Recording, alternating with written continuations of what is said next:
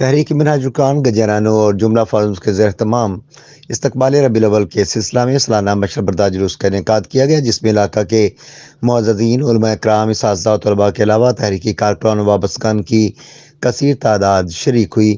اس موقع پر صدر تحریک محمد شفیق کھرل، امجد علی بٹی، علامہ ضمیر الحسن چشتی، علامہ حافظ رفاقت، عابد شریف بٹی، سیف علی بٹی، وقاص یونس، خرم حبیب کھرل، عثمان غنی بٹی، ندیم عارف بٹی اور دیگر رفقا تحریک منہاج رکان نے بھرپور شرکت کی۔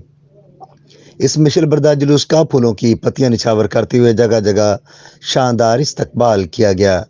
جلوس کے اختتام پر علماء کرام نے جلوس کے شرکاء سے خطاب کیا اور ماہ ربیع الاول کی اہمیت اور فضائل پر روشنی ڈالی۔ آخر میں ملک کی سلامتی اور امت مسلمہ کی خیر و برکت کے لیے خصوصی دعا بھی کی گئی۔